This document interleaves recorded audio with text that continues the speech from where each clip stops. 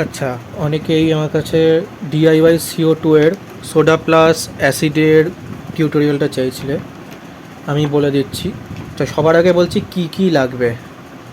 দেখো, আমি লিখেও দেবো গ্রুপে এমনি কি কি লাগবে। তো প্রথমত একটা স্যালাইন সেট লাগবে, এই যে এরকম রেগুলেটর আর বাবল কাউন্টারওয়ালা স্যালাইন সেট একটা লাগবে।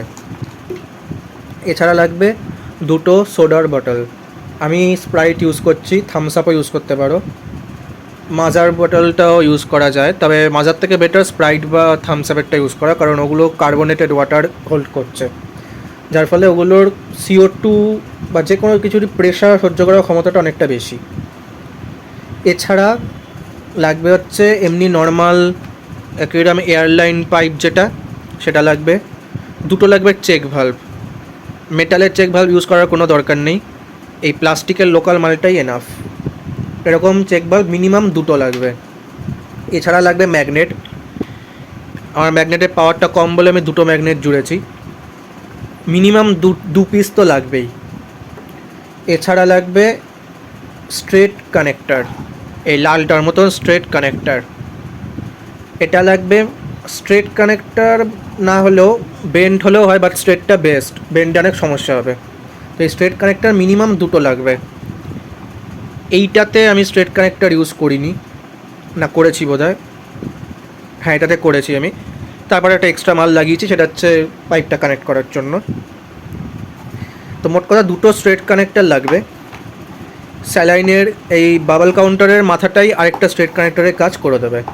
আর এখানে একটা সবুজ রঙের ফ্লো কন্ট্রোলার রয়েছে, বাট এটা কোনো কাজের না। লাগিয়েছিলাম, ভেবেছিলাম ফ্লো কন্ট্রোল করতে পারবো, কিন্তু এটা পুরোই ইউজলেস, লিক হয়ে যায় একটু খুললেই। সো এটা আমি সিল করে দিয়েছি ফেভিকুইক দিয়ে, তো এটার কোনো দরকারই নেই। এবার আসি সেট আপে। তো সবার আগে বলি, এই যে চেক ভাল্ব এর দুটো সাইড হয়, একটা হয় ইন আর একটা হয় আউট। দেখো একটা জায়গায় আমার যে দিকটায় পাইপটা লাগানো আছে সেই দিকে দেখো একটা মোটা রিং টাইপের লাগছে দেখতে। এই যে আমার বুড়ো আঙুলটা ফলো করো, এই জায়গাটাতে দেখো গোল করে মোটা রিং টাইপের লাগছে, ওটাই চেক ভালভের বডির সাথে কানেক্টেড। আর আরেকটা সাইডে দেখো কোনো কানেকশান নেই, ফাঁকা আছে, এবং একটা অ্যারো দেওয়া আছে, দেখতে পাচ্ছ একটা অ্যারো দেওয়া আছে। এই অ্যারোটা হচ্ছে ফ্লোয়ের ডিরেকশনটা বলছে। এবার চেক ভালভে অ্যারোটা থাকা উচিত, কিন্তু আমার কাছে আরেকটা যে চেক ভালভটা আছে সেটার মধ্যে কোনো অ্যারো দেওয়া নেই, এটা আমার কাছে আরেকটা, এটার মধ্যে দেখানো নেই। তো বুঝতে অনেক সময় সমস্যা হতে পারে।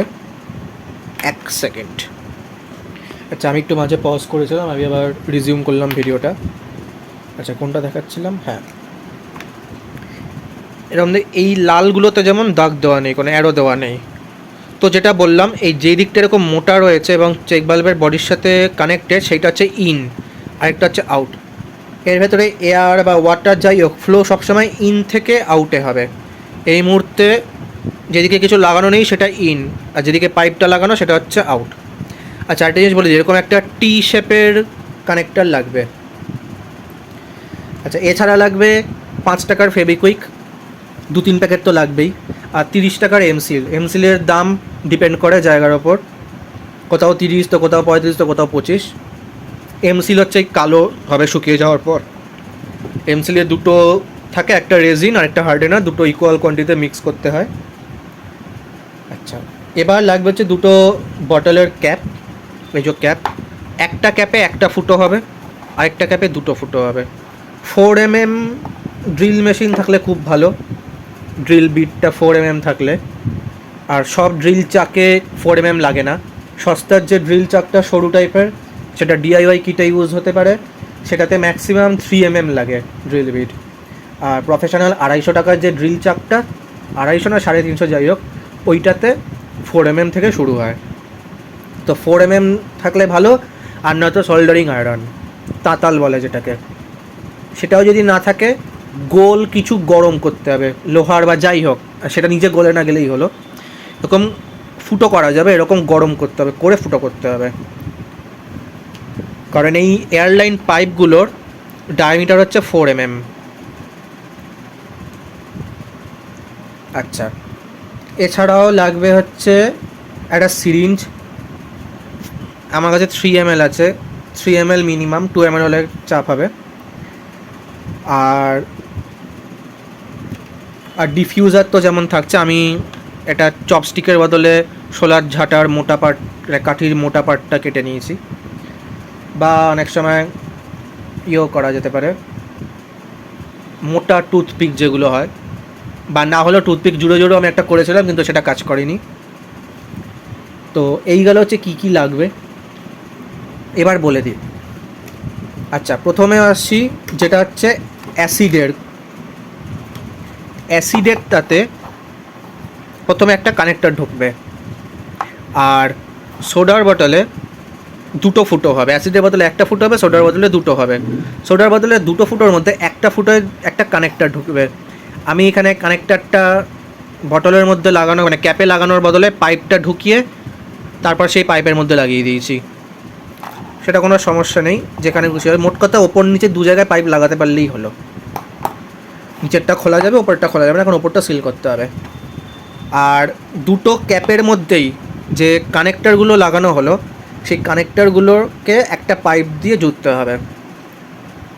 ওটা বোতল দুটো পাশাপাশি রেখে দেখতে হবে কতটা পাইপ লাগছে, রেখে।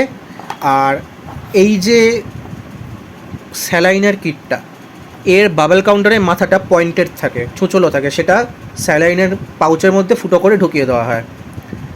একদম মাথার দিক থেকে, মানে যেখানটা ছুঁচলো সেই পাটটা বাদ দিয়ে যেখান থেকে স্ট্রেট শুরু হচ্ছে সেখান দিয়ে কেটে দিতে হবে। কেটে দিয়ে বাকিটা এই আরেকটা ফুটোর মধ্যে দিয়ে ক্যাপের মধ্যে ঢুকিয়ে দিতে হবে। দিয়ে এবার যে একটা ক্যাপে দুটো ফুটোর মধ্যে দুটো জিনিস, আরেকটা ক্যাপে একটা সিঙ্গেল ফুটোর মধ্যে একটা পাইপ, এই দুটো ক্যাপকে ভালো করে আগে সিল করতে হবে। সবার আগে ফেভিকুইক দিয়ে ঝুঁততে হবে, তারপর এমসিল দিয়ে ভালো করে টিপে টিপে চেপে চেপে মেশাতে হবে। এমসিল যত বেশি চেপে চেপে লাগানো যাবে তত ভালো কাজ করবে। আমার এই এমসিল এখনও ব্লাস্ট করিনি একবারও, খুবই ভালো প্রেশার সহ্য করতে পারে এটা। এটার ভেতরে হয়তো দেখতে পাবে ফেভিকুইক জমে জমে লেগে রয়েছে। তো এই হচ্ছে লাগানো। এবার আসি হচ্ছে মেন চেক ভালভের পোর্শনটায়। অ্যাসিডের ভেতরে একটা পাইপ ঢুকবে। এবার আমি এখানে, যেহেতু আমার বোতলটা ছোট, তাই ভেতরে পাইপটা বেন্ড হয় না। এয়ারলাইন পাইপগুলো ওগুলো একটু মোটা, ওগুলো এত বেশি বেন্ড হয় না। ওটাকে বেন্ড করতে গেলে দেখো এরকম চাপ পড়ে যাবে। কিন্তু এই যে স্যালাইনেরটা, এটাকে আমি গোল পাকিয়ে দিতে পারবো, কিছু হবে না। হ্যাঁ, এতটা চাপলে, পুরো চেপে দিলে তখন হচ্ছে, কিন্তু এই এতটাও যদি ব্যাকাই কিছু হবে না, এবং এতটা ব্যাকাতে হবে। আমার যেহেতু বোতল 750 ml, তাই সমস্যা হয় না, ছোটো পাইপেই হয়ে গেছে আমার। 1 লিটার বা 2 লিটারে গেলে পাইপ লম্বা করতে হবে। আচ্ছা, এয়ারলাইন পাইপটা যে কানেক্টারের সাথে লাগছে, সেই কানেক্টারগুলোর মাথায় এই স্যালাইনের এটা ঢুকবে না। ঢোকাতে গেলে গরম করে ঢোকাতে হবে। আমি অত খাটনির মধ্যে যাইনি। স্যালাইনের একদম মাথায় যে নিডেলটা লাগানো থাকে, সেটা এরকমটা রাবারের জিনিসের সাথে লাগানো থাকে। এই রাবারের একটা মাথায় এই স্যালাইনের পাইপটা এসে এন্ড হয়, এটা আমি এক হাতে ফোন ধরেছি বলে ঢোকাতে পারছি না। আর আরেকটা মাথায় নিডেলটা থাকে, নিডেলের দিকটা খুলে নিতে হবে। খুলে সেই দিকটা এরকম দেখতে পাচ্ছ, ভেতরে একটা লাল না কমলা রঙের কানেক্টার রয়েছে, সেই কানেক্টারের মধ্যে নিডেলের দিকটা ঢুকিয়ে দিয়েছি। আর এই যে মোটা সাইডটা, এটার মধ্যে স্যালাইনের পাইপটা ছিল, আমি আপাতত খুলে রেখেছি দেখানোর জন্য। তো এটা হচ্ছে যাদের জায়গা ছোট, তারা এই স্যালাইনের পাইপ দিয়ে করবে। আচ্ছা, মাথাটা একটা ম্যাগনেট দিতে হবে। আমি ম্যাগনেট লাগিয়ে ফেভিকুইক দিয়ে করতে পারছিলাম না, হচ্ছিল না, প্লাস্টিকের সাথে ম্যাগনেট। প্লাস্টিক তো না, সিলিকন বোধহয় এটা, যাই হোক। তো আমি ওই সুতো দিয়ে সেই সুতোটাকে ভালো করে ফেভিকুইক দিয়ে আটকে দিয়েছি। এটা করতে হবে, ম্যাগনেটটা একদম এন্ডে রাখতে হবে। ম্যাগনেটের ফাংশনটা আমি পরে আরেকটা ভিডিওতে বলবো। এছাড়া আরেকটা সেট ম্যাগনেট লাগবে, আমার এখানে দুটো রেখেছি, পাওয়ার কম বলে এক একটা। আচ্ছা, এই যে পার্টটা হলো সেটা হচ্ছে অ্যাসিডের বোতলে থাকবে। এবার আমি এটা একটু লাগানোর চেষ্টা করি, দাঁড়াও আমি লাগিয়ে নিয়ে আমি আবার ভিডিওটা দেখাচ্ছি।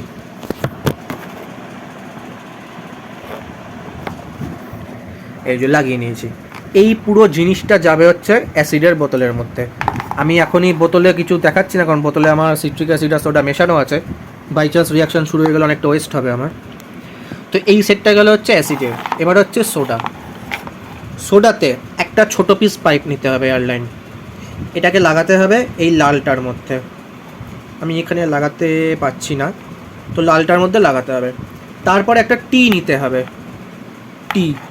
টিটা একটা মাথা ওপরে আর আরেকটা মাথা নিচে, সেটার সাথে আরেকটা পাইপ যাবে। এটা হচ্ছে সোডার বোতলের বলছি। এবার এই টি এর সাইডের যেটা, তার সাথে ছোটো পাইপ দিয়ে একটা চেক ভাল্ব লাগাতে হবে। এখানে দেখো চেক ভাল্বটা কী করে লাগানো আছে, টি এর দিকে মানে পাইপের দিকে চেক ভাল্বের আউটটা আছে, কারণ এটাতে গ্যাস ফ্লো করবে। গ্যাসটা এই ইন দিয়ে ঢুকবে, ঢুকে এদিক দিয়ে ফ্লো করে এই ভেতরে সোডাটা দিয়ে অ্যাসিডে চলে যাবে, গিয়ে অ্যাসিডের ভেতরে প্রেশার ক্রিয়েট করবে, যার ফলে অ্যাসিড আরও বেশি অ্যাসিড ফ্লো করবে। এবার অ্যাসিডটা যদি এই যে এরমভাবে ফ্লো করছে, সেটা কিন্তু এদিক দিয়ে বেরোতে পারবে না, কারণ এটা ওয়ান ওয়ে। চেক ভাল্ব এই জন্যই বলা হয়, ফ্লোটা চেক করে, ফ্লোয়ের ডিরেকশনটা। এটা দিয়ে বেরোতে পারবে না, যাতে বেরোতে না পারে সেই জন্যই এরমভাবে লাগানো। তার জন্য তখন এই টি এর নিচেরটা দিয়ে বেরোবে, নিচেরটাতে আরেকটা এয়ারলাইন পাইপ থাকবে, সেটার নিচে একটা চেক ভাল্ব থাকবে, এবং সেটা উল্টো হবে, সেটাতে পাইপের দিকে ইনটা থাকবে, ওপরেরটাতে পাইপের দিকে আউট থাকবে, এটা পাইপের দিকে ইনটা থাকবে, কারণ এখান দিয়ে ঢুকবে এবং ব্যাকফ্লো করবে না। আর এই চেক ভাল্বটা সবসময় সোডার মধ্যে ডোবানো থাকবে, মানে সোডার জলের মধ্যে ডোবানো থাকবে, যার জন্য ব্যাকফ্লো করার চান্স এটা দিয়ে বেশি থাকে সব থেকে। ওই জন্য ব্যাকফ্লো যাতে করতে না পারে, তাই এরকম ওয়ান ওয়ে দিতে হবে। তো এই হচ্ছে দুটোর অ্যারেঞ্জমেন্ট। আমি একবার পজ করে একবার পুরোটা লাগিয়ে তারপর দেখাচ্ছি। আচ্ছা, এই গেল পুরো সেট আপ। এই যে দেখছো, এই পার্টটা হচ্ছে সোডার জন্য আর এই পার্টটা হচ্ছে অ্যাসিডের জন্য। এবার আমি ঢুকিয়ে কী করে প্রেস করে করতে হয় সেটা আমি দেখাই। আচ্ছা, জল ভরা হবে, সোডাতে অল্প, অ্যাসিডে বেশি। অ্যাসিডে আমি একবার দেখিয়ে দিই কীভাবে কতটা কী করতে হবে। ক্যামেরাটা এক হাতে ধরেছি, তাই খুবই চাপ খাচ্ছি আমি। এই নিচেরটা স্ট্রেটভাবে ঢুকে যাবে, সমস্যা নেই, কিন্তু এই সাইডেরটা চেপে ঢোকাতে হবে। আর চারটা কথা বলে দিই, এই যে চেক ভাল্বটা, এই চেক ভাল্বটার সাথে এই যে ছোট পাইপটা লাগানো আছে, এই জায়গাটাকে ভালো করে লাগিয়ে ফেভিকুইক দিয়ে আটকে দিতে হবে, এবং এই ছোটো পাইপটার সাথে টিটা যেখানে আটকে আছে সেখানেও ভালো করে ফেভিকুইক দিয়ে আটকে দিতে হবে, সিল করতে হবে, নাহলে প্রেশারে খুলে যাবে। আর নিচের যে এটারও এই কানেকশানটা ভালো করে ফেভিকুইক দিতে হবে। আর কোথাও ফেভিকুইক দেওয়ার দরকার নেই, মানে বোতলের ভেতরে, বাইরেরটা পরে বলছি। এই ঢোকাচ্ছি, এই ঢুকে গেল এটা। আর অ্যাসিডেরটাও আমি ঢোকাবো, আমি ক্যামেরাটা রেখে ঢোকাচ্ছি। আচ্ছা, তাহলে অ্যাসিডটা আমি এর মধ্যে ঢুকিয়ে দিতে পারবো।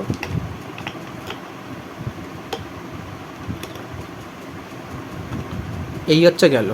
আমি একটুখানি ক্যাপগুলো আটকে নিই, আবার ভিডিও করছি। আচ্ছা, এবার দেখাচ্ছি। এই যে ম্যাগনেটটা রয়েছে, এটাকে তোলা যাবে, ঠিক আছে? এটাকে আমি এরকমভাবে বাইরের দিক দিয়ে, এটা উঠছে না কেন জানি না, আমি ম্যাগনেটটা লাগানোর গন্ডগোল করেছি আমি। আচ্ছা, এটাকে আমি ঘুরিয়ে আনি একবার। আচ্ছা, অ্যাসিডের বোতলে ভেতরে ম্যাগনেটটা যতটা উঠবে, ম্যাক্সিমাম যতটা উঠবে, তার থেকে একটু নিচুতে ধরবে, ধরে তার থেকেও বেশ খানিকটা নিচুতে জলের লেভেল রাখবে, কারণ যেই সিট্রিক অ্যাসিড দেবে, যেই মিশবে, জলের লেভেল বেড়ে যাবে। এই ম্যাগনেট মানে পাইপের যে মাথাটা যেটা ওপরে রয়েছে ম্যাগনেটের সাথে লাগানো, সেইটা যেন জলের সাথে কন্ট্যাক্টে না থাকে কোনোভাবেই। এমনভাবে করতে হবে যাতে জলের তলায়ও সেটা আসতে পারে, আবার জলের ওপরেও চলে যাবে। আচ্ছা, আর এই দিকেরটা দেখো, নিচের চেক ভাল্বটা সবসময় জলের মধ্যেই থাকবে, কিন্তু আর সোডার বোতলে জল একদম অল্প থাকবে। আচ্ছা, অ্যাসিডের বোতলে যা জল দেওয়া হবে তার 1/3 মানে 1/3 জল সোডায় থাকবে, কিন্তু আমি সেই নিয়মটা মানি না। আমি আমার সুবিধা মতন জল দিই। বেসিক্যালি এখানে 1/3 আছে, বাট আমি জল একটু কমিয়ে দেবো পরে, কারণ সোডাতে জল বাড়বে যেই সোডা মেশাবো। আর মানে যখন রিফিল করবে তখন তো ঠিক আছে, কিন্তু যদি দেখো যে সোডার এই জলের লেভেলটা এই চেক ভাল্বের ইনলেটে টাচ করে যাচ্ছে, জল ফেলে দেবে সোডার বোতল থেকে। তাতে CO2 ওয়েস্ট হলে হবে, ঠিক মানে কোনো সমস্যা নেই। কারণ যদি সোডার বাই চান্স এখান দিয়ে ব্যাক করে, পুরো এইখানে যে অ্যাসিডটা বেঁচে থাকবে সেটাও রিয়াকশান হয়ে যাবে, তখন বাস্ট করার চান্স থাকবে। আর বাস্ট না করলেও বেকার তোমার ওয়েস্ট হবে। তো এবার দেখাচ্ছি কীভাবে হবে। এবার যেই আমি অ্যাসিডের বোতলের চাপ দেওয়ার সময় প্রথমে ম্যাগনেটটা নামিয়ে দিতে হবে চলে, এবার যেই আমি চাপ দেবো দেখো এখান দিয়ে ঢুকছে, ঠিক আছে, এখান দিয়ে ঢুকছে, অ্যাসিড ঢুকছে। আমি মেশাইনি এখনও, আমি বোধহয় একটু আগেই বললাম যে মিশিয়ে রেখেছি, না আমি মেশাইনি, আমি সাইডে রেখেছি, ভুল হয়ে গেছিলো, কারণ মেশালেই এখন দেখাতে গেলেই গণ্ডগোল হয়ে যেত। এরমভাবে অ্যাসিডটা ঢুকবে। আর এবার দেখো যেই টিপে দিলাম, এবার দেখো এখান দিয়েও বাবলস আসছে, কারণ এটা এয়ার আসছে, এই এয়ারটা কিন্তু নিচেরটা দিয়ে ঢুকছে না, নিচেরটা দিয়ে অ্যাসিডটা ঢুকছে, আর এই এয়ারটা আসছে ওপরটা দিয়ে। এইটা হচ্ছে সিস্টেম। যতক্ষণ ম্যাগনেটটা ডোবানো থাকবে এখান দিয়ে অ্যাসিড ফ্লো করবে, সোডায় ঢুকবে, নিচে রিয়াকশান হবে, এখানে যে CO2টা হবে সেটা বেরিয়ে যাবে, এখানে রেগুলেটরটা দিয়ে কন্ট্রোল করা হবে, আর এক্সট্রা যেটা থাকবে সেটা এইটা দিয়ে ফ্লো ব্যাক করলে এটার ভেতরে CO2 কালেক্ট হবে, যার ফলে এর ভেতরে প্রেশার হবে এবং জলটাকে CO2 ঠেলে দেবে, কোথা দিয়ে না এখান দিয়ে আবার ঠেলে দেবে, মানে এই প্রসেসটা কন্টিনিউয়াস হতে থাকবে। এটা হয় হচ্ছে প্রো DIY এর যে CO2 কিট সেটাই, বা অ্যামাজনে এমনি যে CO2 কিট পাওয়া যায় সেগুলোতে। বাট প্রো DIYটাতে বেটার, কারণ ওদের বোতলটাও খুবই স্ট্রং থাকে, তো সেখানে আনলিমিটেড রিয়াকশান হতে থাকুক, কোনো সমস্যা নেই। হ্যাঁ, একটা সময় গিয়ে তুলে দিতে হয়, কিন্তু এই সিস্টেমে, এই বটলে বা এইরকম সিস্টেমে এইটা ডেইলি নামাতে হবে, তুলতে হবে, নামিয়ে রিয়াকশান করতে হবে। 10 ml 20 ml যা ঢোকানোর সেটা নিজেকে করতে হবে, সেটার ব্যাপারে আমি পরে বলছি। আচ্ছা, যেটা বলেছিলাম পরের ভিডিওতে আমি পাম্প করাটা দেখাবো, আমি একবারই দেখিয়ে দিচ্ছি, ভিডিওটা অনেক লম্বা হচ্ছে। তো হয়ে গেলে তুলে দিতে হবে যাতে ফার্দার রিয়াকশান না হয়, এই হচ্ছে ব্যাপার গেল। আচ্ছা, এবার আসি চেক ভালভে, রেগুলেটরে। এই যে সাইডটা, এই সাইডটাকে আমি একটা এল কানেক্টারে লাগিয়েছিলাম, এল কানেক্টারে লাগিয়ে তারপর তার সাথে আমি ডিফিউজারটা লাগিয়েছি। অ্যাকচুয়ালি ওখানে ডিফিউজার নয়, ওখানে একটা এক্সটেন্ডার লাগানো আছে, মানে এক্সটেন্ডারটা অ্যাকচুয়ালি এখানে লাগানো আছে, এই স্যালিনের পাইপটা যেখানে শেষ হচ্ছে সেইখানে। দেখো এই জায়গাটা মোটা মুখটা, কারণ ঢুকছে না, আমি গরম করে প্রথমে একটা ছুঁচলো জিনিস দিয়ে মুখটাকে বড় করে নিয়েছি, নিয়ে বার করে সঙ্গে সঙ্গে কানেক্টারটা ঢুকিয়ে ঠান্ডা জলে চুবিয়ে দিয়েছি, যার ফলে আটকে গেছে। হ্যাঁ, এটা খোলা যাবে, সমস্যা নেই। আর এই রেগুলেটর কিন্তু সবসময় এই স্যালাইনের পাইপেই থাকবে, এয়ারলাইন পাইপের সাথে দেবে না, এয়ারলাইন পাইপ সহ্য করতে পারবে না ওর প্রেশারটাকে, কারণ এটাকে যখন পুরো চাপা হয়, এমভাবে চেপে রেখে দিলে পরের দিন যখন আবার চালাবে দেখবে এখানটায় চাপ পড়ে চেপে গেছে। তো এটা লাগানো যাবে, আর এটা এমনভাবে করতে হবে যেন এখান থেকে ডিটাচ করা যায়, কারণ এর মধ্যে দিয়ে সিরিঞ্জে করে জল ঢোকাতে হবে এটার মধ্যে, এবং এটাকে কাত করে নিয়ে জল ঢোকাতে হবে, নয়তো যা ঢোকানো হবে প্রেশারের ফলে ভেতর দিয়ে ঢুকে যাবে। এটা জল কমসে কম এতটা তুলতে হবে, নিতান্ত না হলে জল ঢোকানোর ব্যাপারটা স্কিপ করা যেতে পারে। এই হচ্ছে গেল। এবার আমি পুরোটা সেট করে একবার দেখিয়ে দিচ্ছি।